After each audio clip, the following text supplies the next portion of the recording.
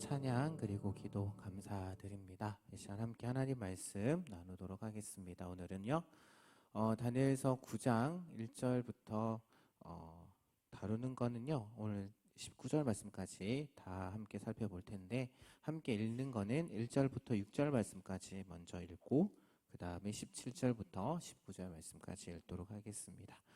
성경책 늘 가지고 다니시고 아니면 핸드폰 꺼내셔도 좋을 것 같습니다.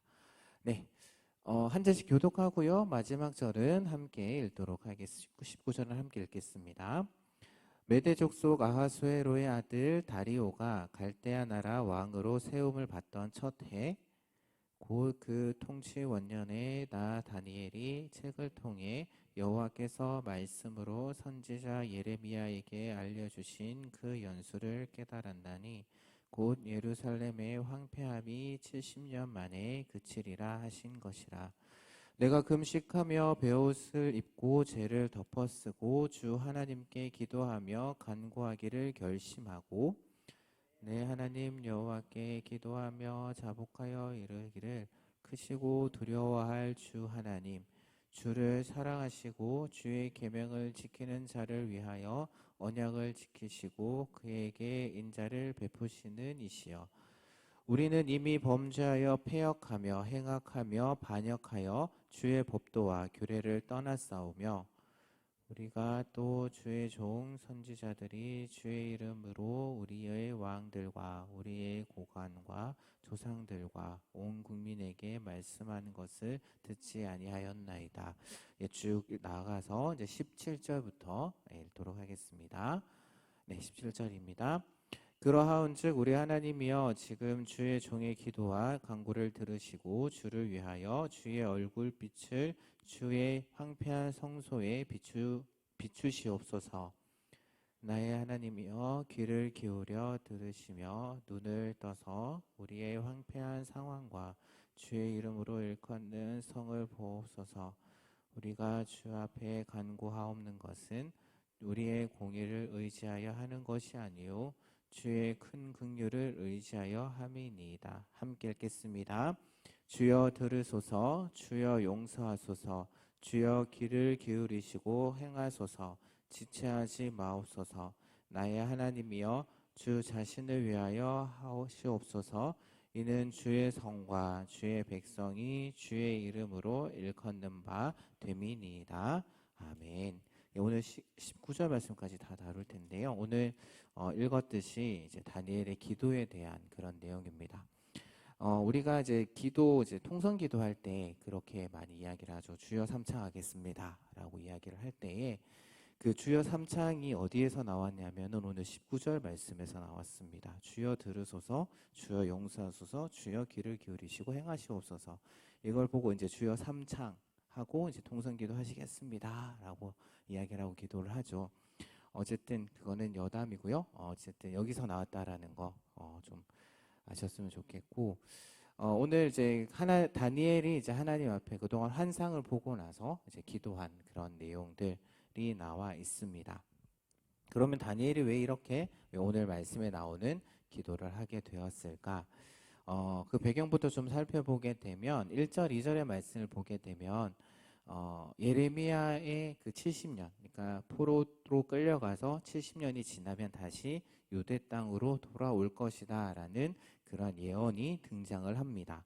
그 예언이 어디에 등장을 하냐면은 예레미야 25장의 말씀을 보게 되면 유다가 70년 동안 바벨론 왕을 섬겨야 된다. 바벨론을 섬겨야 된다. 섬겨야 하고 그 70년이 다 차게 되면 바벨론이 그들의 죄악으로 말미암아서 벌을 받고 그것이 영원한 황무지가 될 것이다 라는 그러한 예언의 말씀이 나오고요.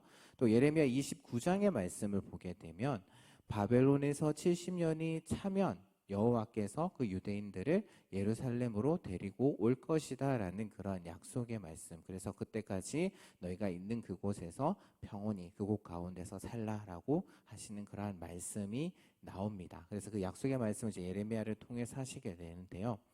그런데 오늘 말씀을 배경에 보게 되면 이제 지난번 시간까지는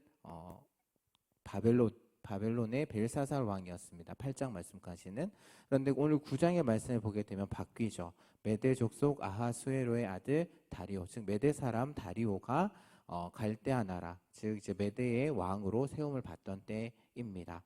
그러니까 다니엘서 5장의 말씀을 보게 되면 마지막 부분에 이제 벨사살 왕을 이제 다리오가 죽이게 되죠. 메대 사람인 다리오가 죽이고 왕으로 올리, 그리고 바벨론이 멸망을 당하게 됩니다. 그래서 어떻게 보면 그 바벨론 멸망으로 인해서 앞서서 제가 말씀드렸던 그 예레미야의 70년의 예언이 어떻게 보면은 성취된 것 같습니다. 성취가 됐는데, 그런데 다니엘의 입장에서 보았을 때는 여전히 유대 민족의 그 운명, 유대 민족의 그런 삶은 여전히 바뀌지 않고 그대로였던 것이죠. 여전히 포로 생활 가운데 있고 완전한 회복, 완전한 해방은 아직 먼 것처럼, 먼 일처럼 그렇게 보인다라는 겁니다. 그리고 더 나아가서 이제 8장, 우리가 지난 시간에 살펴봤던 그 8장의 환상 가운데 마지막 날에 대한, 마지막 때에 대한 환상, 그 내용들을 생각해 본다면 그 바벨론의 멸망을 어떻게 보면은 이제 새로운 해방, 또한 새로운 시작, 새로운 시대의 출발로 보기에는 좀 무리가 있다라는 것이죠. 왜냐하면은 그 환상에 의하면은 바벨론에 의해서 이제 성소가 파괴되는데, 그 파괴된 성소가 또 먼 미래에 또 다른 세상의 권력에 의해서 또한 파괴되고 유린당한다라는 것을 이야기를 하고 있기 때문이죠. 그 환상에서. 즉 바벨론의 멸망이 유다의 어떻게 보면 온전한 구원으로 이어지지 않는 그러한 현실, 지금 그 삶의 현실, 그리고 또한 그 환상의 경험을 통해서 다니엘은 무엇을 기억해냈냐면 예레미야의 예언을 기억해냈다라는 겁니다. 그리고 바벨론의 멸망으로 이미 그 예언이 바벨론의 멸망으로 인해서 이미 성취된 예언인지, 아니면 그 예언이 또 성취될 그때를 우리가 또한 기다려야 할 그런 예언인지를 이제 다니엘이 알기 위해서, 그것을 알고자 금식 기도를 했다라는 겁니다. 그래서 2절 말씀에 보게 되면은 우리말 번역이 조금은 매끄럽지 않은 부분이 있는데요. 그 연수를 깨달았다라고 되어 있습니다. 그런데 문맥상으로 보게 되면 깨달았다라고 하기보다는 곰곰이 그 예언에 대해서 곰곰이 생각해 보았다라고 번역하는 것이 조금은 더 나은 번역이 아닐까 합니다. 그래서 그 기도를 하기 시작을 하면서 이제 금식하면서 베옷을 입고 죄를 덮어 쓰는, 이것은 이제 그 당시에 이제 애도나 참회, 그것과 관련된 행동이다라고 보시면 됩니다. 그래서 회개 기도할 때 죄를 덮어 쓰고 이제 베옷을 입게 되죠. 그러면서 이런 행위를 했다라는 것은 그 다니엘이 다니엘이 단순히 이 70년의 그런 역사적인 의미, 70년의 역사적인 죄송합니다. 70년의 역사적인 의미만을 알기 위해서 기도하는 것이 아니다라는 것을 우리가 암시적으로 볼 수가 있습니다. 그리고 또한 우리가 살펴볼 그 기도의 내용들을 쭉 보게 되면은 그것들이 단순히 그냥 70년이 어떤 의미일까라는 것을 생각하기보다는 죄의 고백, 또한 하나님의 긍휼을 구하는 그런 기도와 같은 내용들이 쭉 나온다라는 거죠. 우리가 살펴볼 텐데, 그런 것을 본다면은 지금 다니엘의 기도가 어떻게 보면은 조금 더 심각한 그러한 상황 가운데 이 기도가 나온 것이 아닐까라고 추측을 해볼 수가 있습니다. 즉 다니엘은 여호와의 그 70년의 예언을 기억나게 하시고, 그래서 하나님 앞에 용서와 또한 긍휼을 구하기 위해서 참회자의 모습으로, 그래서 베옷을 입고 죄를 덮어쓰는 그런 모습으로 지금 주님 앞에 나와서 기도했다라는 것이죠. 그러면서 이제 기도를 시작하면서 4절부터 그 기도의 내용들이 나오게 됩니다. 이제 하나님의 이름을 부르죠. 하나님의 이름을 부르는데 하나님에 대해서 조금은 다른 두 가지의 모습으로 이중적으로 그렇게 소개를 하고 있습니다. 4절을 한번 볼까요? 4절을 보게 되면 내 하나님 여호와께 기도하며 자복하여 이르기를 하고 이제 다니엘의 기도가 시작이 됩니다. 그러면서 이제 어떻게 먼저 이야기를 하냐면은 크시고 두려워할 주 하나님이다라고 이야기를 합니다. 그런 표현이 나오는데 이 표현은 무엇을 생각나게 하냐면은 출애굽하는 과정 가운데 그것 가운데 이제 이스라엘 백성들과 애굽 사람들에게 계시된, 또한 바로 왕에게 계시된 그 하나님의 능력, 과 관련된 그러한 표현으로 우리가 볼 수가 있고요. 그래서 애굽에서 하나님께서 당신의 백성들을 해방시키실 때 바로에게 보여주셨던 여호와의 크고 또한 두려운 그런 이적들, 또한 기사들, 또한 그런 많은 표적들, 그것이 지금도 가능하다. 그 하나님이시면 지금도 그런 능력을 보여주실 수 있다라고 이렇게 그것이 가능하다라는 것을 보여주고 있고요. 또 이어서 4절 말씀을 계속 보게 되면 주를 사랑하고 주의 계명을 지키는 자를 위해서 언약을 지키시고 그에게 인자를 베푸시는 이다라고 하나님을 소개하고 있습니다. 그러니까 이것은 이제 하나님과 이스라엘 백성들 간의 언약 관계에 대해서 이제 표현을 하고 있는 것인데요. 그런데 이제 그 언약 관계에 대해서 이야기를 하면서 다니엘은 이것을 하나님 중심으로 표현을 하고 있습니다. 어떤 이야기냐면 하나님께서는 언약과 인애를 지키시는 그러한 하나님이시기 때문에 지금이라도 하나님을 사랑하고 지금이라도 하나님의 계명을 지킨다면 어떻게 보면 이스라엘 백성들로 인해서 그 깨어진 언약 관계가 하나님을 통해서 다시금 회복될 수 있다라는 그런 것을 암시하는 그러한 표현입니다. 참고로 제가 헤세드라는 말을 좀 많이 쓰는데 인자, 헤세드라는 말은 하나님께서 하나님의 백성을 위해서 값없이 베푸시는 그러한 구원의 능력을 가리킨다라고 보시면 좋을 것 같습니다. 그리고 이제 뒤에 이어서 이제 그 회개의 내용들, 어떻게 불순종했는지에 대한 내용들을 쭉 이야기를 하고 있는데 어떤 그런 불순종한 내용들을 이야기를 하기보다는 그 불순종을 범한 그 사실 자체에 초점을 맞추어서 이야기를 하고 있다라는 것이죠. 그러니까 표현과 단어들을 조금씩 바꿔가면서 어떻게 보면은 조금 지겨울 정도로 이스라엘 백성들의 불순종한 모습을 자백하고 있는 걸 볼 수가 있습니다. 제가 쭉 한번 살펴볼 텐데요.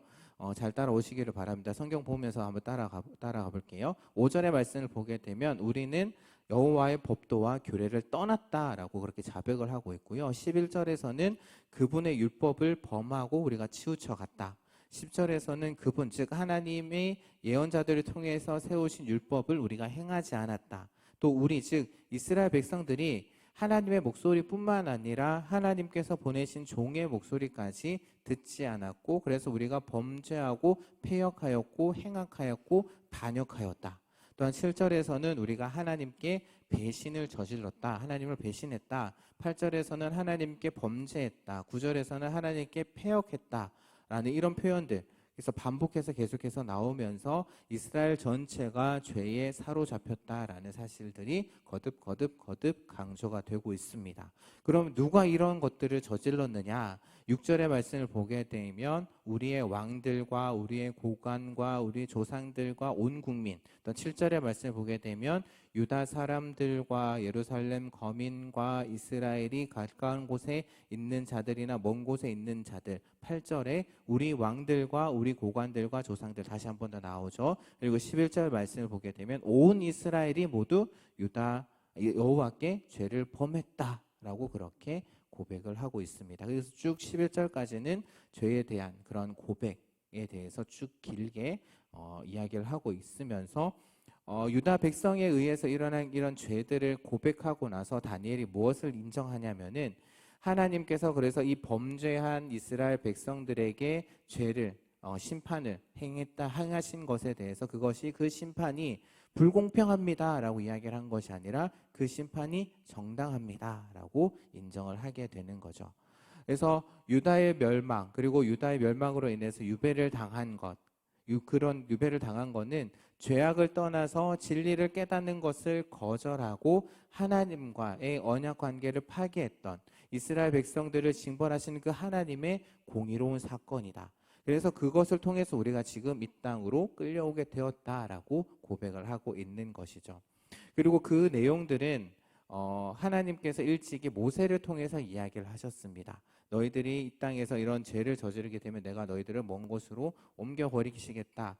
특별히 신명기의 말씀 또한 레위기의 말씀을 보게 되면 그들이 하나님의 말씀을 듣지 않을 때에 하나님의 명령을 준행하지 않을 때에 너희들에게 저주가 임하게 될 것인데 이런 저주들이 임하게 될 것이다라는 것이 선포가 되었고요. 또한 그리고 그 선포가 그대로 이제 이후에 이루어지게 됩니다. 혹시 궁금하신 분들은 신명기 28장이나 아니면 레위기 26장의 말씀을 보게 되면 처음에는 너희들이 내 말을 내 언약을 준행하면은 내가 이런 축복을 너희들에게 주겠지만 너희들이 준행하지 않으면 이런 저주들을 너희에게 줄 것이다. 그런데 그 저주의 내용들이 참 길게 나옵니다. 그런데 그 내용들이 다 이루어지게 되었고 다니엘은 그것이 정당하다라고 인정을 하고 있다라는 것이죠. 그러면서 이제 몇 가지 표현들을 우리가 살펴볼 텐데요. 특별히 14절의 말씀을 보게 되면 14절의 말씀에서 이런 표현이 나옵니다. 여호와께서 재앙을 간직하여 두셨다가 우리에게 내리게 하셨다라는 표현이 14절의 말씀에 등장을 하죠. 근데 그거는 이제 이 표현은 무슨 표현이냐면 이스라엘의 범죄에 대해서 하나님께서 어떻게 대응하셨는지, 어떻게 대처하셨는지를 보여줍니다. 그러니까 하나님께서 이스라엘 백성들이 행하신 그 모든 것을 다 지켜보고 계셨죠. 지켜보고 계시다가 그들을 바로 이렇게 심판을 하신 것이 아니라 이제 더 이상 안 되겠구나.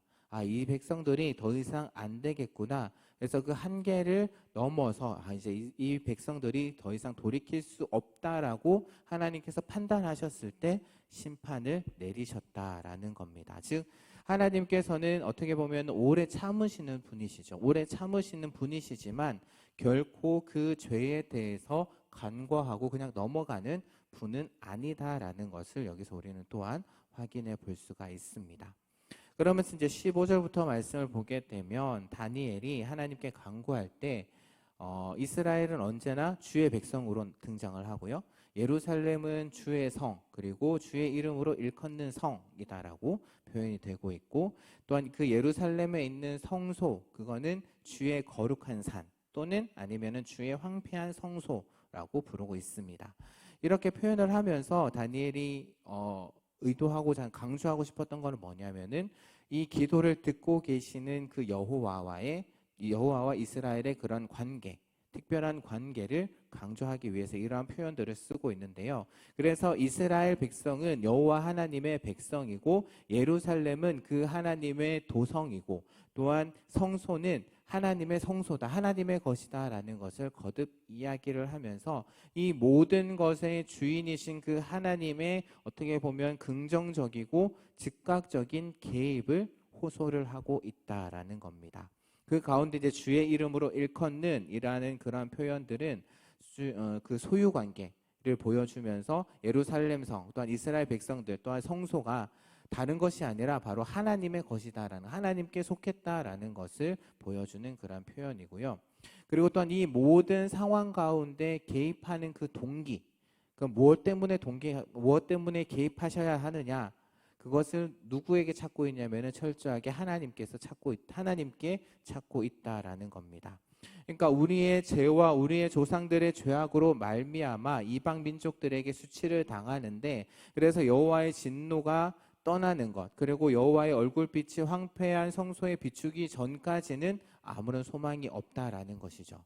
그래서 여기서 얼굴빛이라는 것은 이제 그 진노와 반대되는 표현인데요. 구원과 호의를 베푸시기 위해서 이스라엘 역사에 개입하시는 그런 하나님의 모습, 하나님의 어떻게 보면 따뜻한 그런 모습을 보여주고 있습니다. 그래서 죄로 인한 징벌로 인해서 멸망했기 때문에 하나님의 도움을 청할 자격은 우리에겐 없지만 하나님의 크신 긍휼에 의지해서 다니엘은 하나님께 용서를 구하고 있다라는 것이죠. 또한 구원을 부탁할 만큼 나를 구원해 주십시오라고 부탁할 만큼 하나님 앞에 내세울 것이 하나도 없지만 하나님께서 이스라엘 역사 가운데 베풀어 주셨던 그 하나님의 공의로운 행위에 근거해서 하나님께 도움을 구하고 있다라는 겁니다. 그러니까 한마디로 어떤 이야기냐면 이스라엘의 구원이라는 것은 이스라엘의 어떤 행함, 어떤 행동에 있는 것이 아니라 오직 주를 위하여 주 자신을 위하여 하나님께서 개입하실 때만 이스라엘 백성들의 구원이 가능하다라는 것이죠. 그래서 이런 배경으로 볼 때 다니엘의 기도가 출애굽 사건을 이야기를 하면서 출애굽에서 이야기했던 그 크시고 두려워할 주로 그렇게 표현한 것은 우연이 아니다라는 겁니다. 출애굽기 2장 말씀을 보게 되면 왜 하나님께서 모세를 선택하시고 보내시느냐? 바로 이스라엘 백성들이 탄식하고 부르짖는 소리를 들으셨다라고. 그래서 모세를 택하셔서 이스라엘 백성들을 구원해 내시죠. 그래서 일방적으로 구원해 내신다라고 나는 겁니다. 그래서 그 출애굽이 하나님의 일방적인 구원 행위라고 한다면은 그 이스라엘을 출애굽시키신 그 하나님께서 다시 이 다니엘의 간구를 들으시고 이스라엘 백성들의 간구, 그 부르짖음을 들으시고 출애굽을 하셨다면 다니엘의 간구를 들으시고 주 자신을 위해서, 하나님 자신을 위해서 이스라엘 그리고 유다의 절망적인 그 운명에 개입하시는 것이 충분히 내가 기대할 만하다. 그래서 지금 다니엘은 이제 하나님께 용서를 구하면서 간절하게 하나님 앞에 기도하고 있다라는 겁니다. 이렇게 이제 다니엘의 기도의 내용들을 우리가 쭉 살펴봤는데요. 오늘 기도에 대해서 한번 생각해 보는 시간을 가졌으면 좋겠습니다. 다니엘의 기도의 모습을 통해서 우리의 기도의 모습을 한번 돌아보면 좋을 것 같은데요. 여러분들은 기도에 대해서 어떻게 생각하십니까? 기도가 무엇이라고 생각을 하시나요? 기도가 무엇입니까?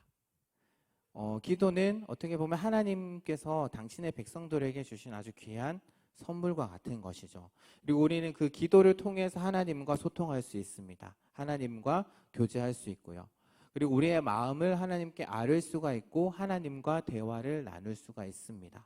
하나님과의 대화 또한 그래서 우리 믿음의 선배들은 그 기도를 이제 호흡이다. 하나님의 성도의 또한 그리스도인의 호흡이다라고 했고 기도에 대해서 엄청 강조를 했죠. 또한 우리 믿음의 선배들뿐만 아니라 우리가 하나님 말씀을 읽어보게 되면 성경도 참 기도에 대한 가르침이 많습니다. 어떤 인물에 대한 기도뿐만 아니라 기도하라. 기도하라는 명령도 참 많고요. 무엇보다도 예수님께서 우리에게 기도하라. 그리고 그럼 어떻게 기도해야 될까요? 라고 제자들이 물어왔을 때 너희들은 이렇게 기도하라라고 하면서 주기도문의 내용을 알려주시기까지 했죠. 다시 한 번 더 질문을 드립니다. 여러분들이 생각하는 기도는 무엇인가요? 여러분들이 생각하는 기도. 제가 하루 동안 얼마나 기도하시는지에 대해서는 안 물어보겠습니다. 물어보진 않겠습니다. 또 이렇게 이야기하시는 분들도 있죠. 우리가 찬양하는 것, 우리가 앞서서 찬양을 했죠. 앞서서 찬양을 했는데 이 찬양하는 것도 멜로디가 있는 기도다라고 그렇게 표현을 하고 있습니다. 그렇다면 여러분들은 앞서서 우리가 말씀 나누기 전에 운찬 형제가 기도하기 전에 찬양을 했는데 어떤 마음으로 찬양을 하셨나요? 흔히 우리가 기도라고 한다면은 내가 원하는 것, 내가 바라는 것을 하나님께 아뢰는 것으로 우리가 많이 생각을 합니다. 그래서 기도하는 것들을 들어보면 제가 뭐 듣고 싶어서 듣는 건 아니고요. 때로는 이제 통성 기도하시는 분들의 이렇게 기도를 들어보게 되면은 새벽 예배 시간이나 금요 성령 집회 시간이나 이렇게 기도하는 것들을 이렇게 들리는 것을 어떻게 하겠어요? 이렇게 기도하시는 것을 들어보면은 물론 이제 다른 내용들, 많은 내용들을 놓고 이렇게 기도하시지만 거의 대부분은 자신이 바라는 것, 소원하는 것, 마음에 있는 그런 내용들을 가지고 기도를 하시죠.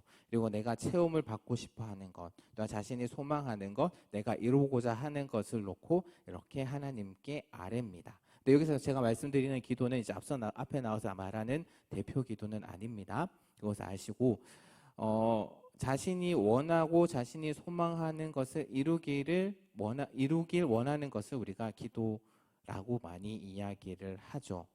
그런데 우리가 기도할 때에 개인적으로 이제 하나님 앞에 나와서 기도할 때 놓치지 말아야 할 것이 있습니다. 앞서서 우리가 찬양 시간에 찬양을 했고 찬양의 키워드였죠. 바로 내 인생의 주인이 누구인지 우리는 늘 기억을 해야 된다라는 거죠. 그걸 놓치지 말아야 된다라는 겁니다. 내가 기도하는 목적이, 내가 하나님 앞에 나와서 내가 기도하는 목적이 단순히 내가 원하는 것, 또한 내가 바라는 것, 내가 소망하는 것, 그런 것들을 이루기 위해서 기도한다라고 한다면은 그것은 내 인생의 주인이 나다라는 것을 어떻게 보면은 고백하고 있는 것이 아닐까. 내 인생의 주인은 나라는 그 사실을 놓지 못하고 포기하지 못하는 것이 아닐까 합니다.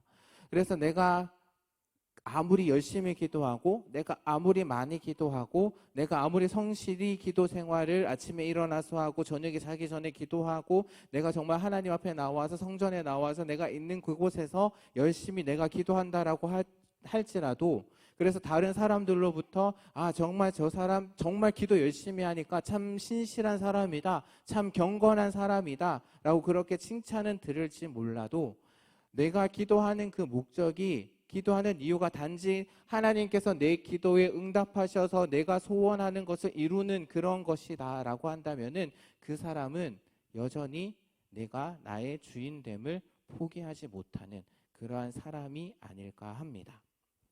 내가 내 삶의 주인이 되어서 단지 하나님이라는 존재를 내가 원하는 것을 이루어주는 마치 알라딘의 램프 속에 있는 그 지니처럼 하나님을 생각하는 것밖에 되지 않는다라는 거죠. 그리고 하나님이 마치 내가 기도하는 것, 내가 기도하는 그 모든 것을 응답해 주셔야만 하는 그 의무를 마치 가지고 계신 것처럼 그런 생각을 여전히 가지고 계시다면 여전히 하나님을 내 삶을 위해서 존재하는 것처럼 생각하고 있는 것이고요. 그것은 결국 아직 내가 내 삶의 주인임을 포기하지 못하는, 내려놓지 못하는. 그래서 하나님을 내 삶의 주인으로 인정합니다라고 찬양을 하지만 내가 내 삶의 그 모든 것을 이루기 위해서 기도를 한다라고 한다면 여전히 내 마음속에서는 아직 내 삶의 주인은 나다라고 그렇게 포기하지 못하고 놓지 못하는 그러한 존재다라는 것이죠. 그렇다고 한다면 세상 사람들과 별반 다를 것이 없는 모습으로 살아가는, 겉으로는 신앙인의 모습을 보이고 정말 교회를 다니고 있는 그리스도인이지만 그 속은 아직 거듭나지 못했고 세상 사람들과는 별반 다를 것이 없는 그러한 모습입니다. 때로는 그 말씀을 전하시고 또한 간증하시는 분들의 이야기들을 들어보게 되면 물론 제가 그분들을 폄하하고 또한 그분들을 낮추는 건 아닙니다. 그런 오해는 하지 않으셨으면 좋겠는데 때로는 그러한 간증들, 기도에 대한 내용들로 이제 말씀을 전하시는 분들의 이야기들을 들어보게 되면 기도의 분량을 채워야 된다라는 이야기를 참 많이 듣습니다. 네, 기도의 분량 아마 들어보신 분들도 계실 거예요. 내가 기도의 분량을 채워야지 하나님께서 응답해 주신다라는 그 내용들. 그래서 응답하신다라는 거죠. 하나님께서 우리의 기도에. 근데 제가 그런 이야기들을 들으면서 그렇다면 그 기도의 분량이 과연 얼마나 되는 걸까? 라는 생각들을 많이 해보게 됩니다. 과연 그 기도의 분량이라는 것이 과연 있을까? 그렇다고 제가 기도 많이 하는 것에 대해서 반대하는 건 아닙니다. 기도 많이 하셔야 됩니다. 그 데살로니가전서 5장 말씀에서 쉬지 말고 기도하라고 말씀하셨던 것처럼 우리는 하나님 앞에 기도 많이 해야 됩니다. 하나님 앞에 많이 나아가야 됩니다. 하지만 제가 말씀드리고 싶은 것은 무엇이냐면은 기도의 분량을 채우면 하나님께서 나의 기도에 응답하신다라는 그러한 생각은 하나님께 이렇게 이야기를 하는 겁니다. 하나님, 제가 이만큼 기도했습니다. 그러니 이제 응답해 주셔야죠. 라고 이야기하는, 어떻게 보면 하나님과 거래하는 것과 다를 바 없는 모습이 아닐까라는 생각을 해보게 됩니다. 마치 내가 하나님과 동등한 그런 존재인 것처럼 내가 하나님께 이만큼 기도했으니까 내가 하나님 앞에 이렇게 했으니까 노력했으니까 하나님 이제 들어주셔야 되지 않습니까? 라고 그렇게 이야기하는 것. 결국에는 하나님을 내 생각 속에 가두는 것이 되는 거고 다르게 보게 되면 어떻게 보면 하나님보다 나를 더 위에 두는 그런 교만한 모습이 아닐까 합니다. 우리가 늘 기억해야 되는 것은 그 기도의 응답이라는 것은 내게 달려 있는 게 아닙니다. 내가 아무리 많이 기도하고 내가 아무리 길게 기도하고 내가 아무리 정말 울고 불고 눈물 콧물을 짜내면서 기도한다라고 할지라도 기도 응답이라는 것은 전적으로 나에게 달려 있는 것이 아니라 하나님께 달려 있다라는 것이죠. 내가 아무리 떼걸 쓰고 악을 쓰고 정말 하나님 앞에 내가 정말 눈물 콧물을 흘리면서 불쌍하게 보인다라고 할지라도 그것이 하나님의 뜻이라면, 내가 구하는 것이, 내가 기도하는 것이 하나님의 뜻이 아니라면, 또 하나님의 때가 되지 않았다라고 한다면은 하나님께서는 응답하지 않으신다라는 겁니다. 왜? 하나님께서는 우리 삶의 주인이시기 때문에. 분명 하나님께서는요, 우리를 불쌍히 여기시고 긍휼히 여기셔서 우리의 기도에 응답해 주십니다. 애굽의 노예 생활을 했던, 앞서서 말씀드렸던 것처럼 애굽의 노예 생활을 했던 이스라엘 백성들의 그 눈물을 흘리는 모습, 그 부르짖는 모습을 들으시고 그들을 위해서 출애굽의 역사를 일으키셨던 것처럼 또 사사시대, 얼마나 악이 많았던, 관영했던 그러한 시대였습니까? 그럼에도 불구하고 그들의 부르짖음에 하나님께서 그들을 불쌍히 여기셔서 응답을 하셔가지고 사사를 보내주셔서 그들을 구원하셨죠. 그런 것처럼 우리의 기도, 우리의 부르짖음에 하나님께서 우리를 긍휼히 여기셔서 나의 기도에 응답하실 수 있다라는 겁니다. 분명 우리는 기도할 때 그런 기대감을 가지고 기도해야 돼요. 하나님께서 나를 긍휼히 여기셔서 나의 기도에 응답해 주실 것이다라는 기대감을 가지고 기도를 해야 하긴 합니다. 오늘 말씀에서도 다니엘은 주의 큰 긍휼에 의지해서 하나님께 기도하고 있죠. 하지만 그 기도의 응답이 나를 위한 것이라면 하나님께서 과연 들어주실까? 기도의 응답이 나를 위한 것이 아니라 바로 하나님을 위한 것이 되어야 된다라는 겁니다. 왜? 예수님께서 그렇게 가르쳐 주셨거든요. 너희는 먼저 그의 나라와 그의 의를 구하라 라고 말씀을 하셨습니다. 그 말씀의 의미는 뭐냐면은 기도할 때에 그것이 나 중심적인 기도가 아니라 내 삶 가운데 나의 나라를 이루기 위한 기도가 아니라 내 삶 가운데 하나님의 나라를 이루기를 먼저 기도하라고 가르치신 겁니다. 그리고 우리가 주기도문 이야기하죠. 주기도문 이제 축도가 안 하면 이제 주기도문으로 마무리하는데 그 주기도문의 핵심이 뭐라고 생각을 하십니까? 그냥 가르쳐 주셔서 기도하는 거예요? 아니요. 주기도문의 핵심은 뭐냐면은 이겁니다. 아까 말씀드렸던 것. 하나님의 나라를 이루기 위해서. 하나님 나라가 임하옵시며 하나님의 나라가 내 삶 가운데 임하기를 예수님께서는 그 기도를 통해서 가르쳐 주신 겁니다. 그렇다면은 결국 우리가 기도하는 것은 하나님의 나라가 이루어진다라는 것은 내 삶 가운데 하나님의 통치가 이루어진다라는 것이고 내 삶의 주인이 하나님이시다라는 것을 고백하는 행위죠. 그렇다면 기도 응답 역시도 하나님의 주권 가운데 있다라는 겁니다. 내가 한 기도에 응답하실지 응답하지 않으실지 결정하는 것은 내가 아니라 내 삶의 주인이신 하나님이시다라는 겁니다. 그리고 무엇보다도 우리가 구해야 할 것은 내가 원하는 것이 아니라 물론 그것도 구해야 되겠지만 하나님의 긍휼하심을 구해야 합니다.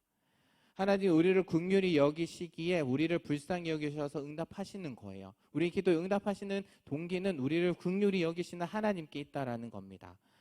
그런데 우리가 하나님께 불쌍히 여기시기 응답하시는데 이것도 내 나라를 위해서 나의 뜻을 이루기 위해서 내가 불쌍하게 보이는 것이다라고 한다면은 내 모든 것을 아시는 그 하나님, 내 마음을 보시는 하나님께서 과연 우리에게 그것을 통해서 우리를 불쌍히 여기실까요?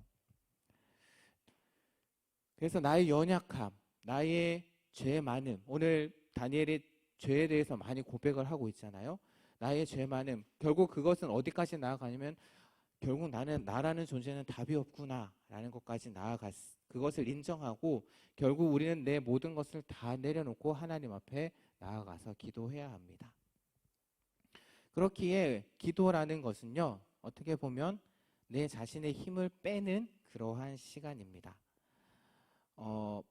모든 일들이 이제 모든 운동이라든지 악기 연주하는 것, 모든 운동하는 것들이 제일 중요한 것이 힘을 빼는 거죠. 힘이 많이 들어가면 그게 잘 안 되는 것처럼 어떻게 보면 기도라는 것도 우리의 힘을 빼는 그런 시간이 아닐까. 기도를 통해서 내 자랑, 내 의지, 내 욕심을 내려놓아야만 된다라는 것이죠. 그렇다고 해서 일을 하지 말라라는 말은 아닙니다.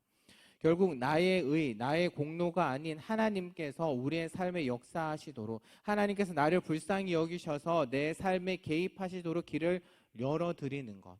그것을 통해서 내 삶 가운데 하나님의 나라가 이루어지는 시간, 그 시간이 바로 우리가 기도하는 시간이 되어야 된다라는 것을 오늘 다니엘의 모습을 통해서 우리는 확인해 볼 수 있습니다. 정리하도록 하겠습니다. 시간이 좀 많이 흘렀는데요. 기도라는 것, 결국 나의 의를 드러내는, 나의 의를 이루는 시간이 아닙니다. 기도는 나의 공로를 드러내는 시간 절대 아닙니다. 기도는 결국에는 나의 힘을 빼야 하는 그러한 시간이죠. 또한 기도는 하나님께서 내 삶에 역사하실 수 있도록 힘을 빼는 그러한 시간입니다. 그리고 우리가 기도할 때 내가 원하는 것을 놓고도 기도해야 하겠지만 무엇보다도 우리가 구해야 할 것은 하나님의 긍휼하심입니다. 하나님께서 우리를 불쌍히 여기셔서 우리 삶 가운데서 일을 하실 수 있도록 길을 열어드리는 것, 이것이 바로 우리의 기도가 되어야 되고 기도 시간 우리가 해야 할 일이라는 거죠. 마지막 질문 드리고 찬양 드리도록 하겠습니다.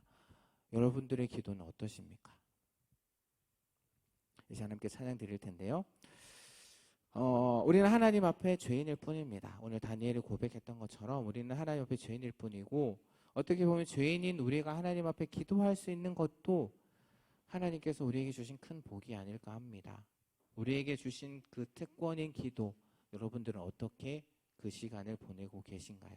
나의 만족, 나의 유익을 위해서 내 뜻을 이루고 내 마음을 채우기 위한 수단으로, 도구로, 그래서 하나님도 내 욕심을 이루기 위한 도구로 사용하고 계시진 않는지, 기도를 한다라고는 하지만 내 삶의 주도권을 내려놓지 못하고 있는 그러한 모습, 그렇게 본다면 정말 우리는 답이 없는 것 같습니다. 그래서 이 시간 찬양을 통해서 우리의 연약함과 우리의 부족함을 고백하고 결국에는 우리를 하나님의 모습으로 하나님의 자녀로 만들어 가실, 이루실 그 하나님을 찬양하고 기도로 마무리하도록 하겠습니다. 함께 찬양하겠습니다.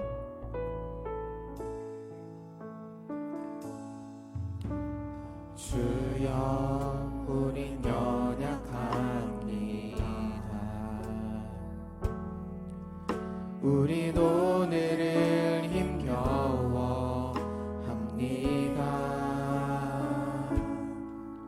주 뜻 이루며 살기에 부족합니다. 우린 연약합니다. 주여 우린 넘어집니다. 주여 우린 넘어집니다.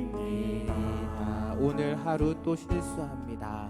오늘 하루 또 실수합니다.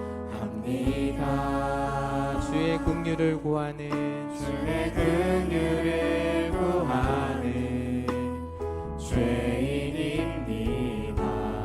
우리 주만 바라봅니다.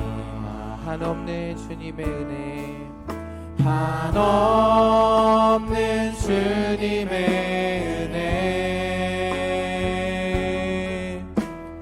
온 세상 위에 넘칩니다. 가릴 수 없는 주 영광,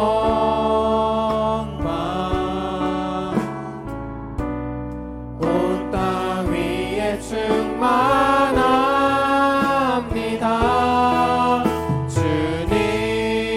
주님만이 길이오니 우린 그 길 따라갑니다. 그날에 우릴 이루신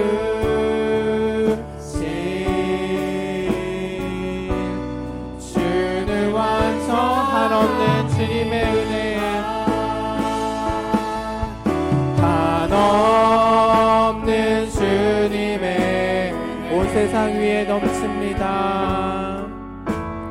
온 세상 위에 넘칩니다. 가릴 수 없는 주 영광,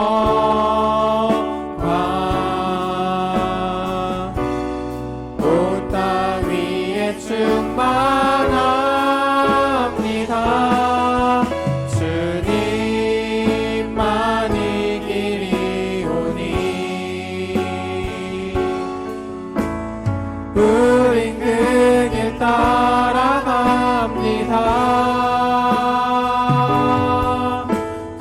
그날에 우릴 이루신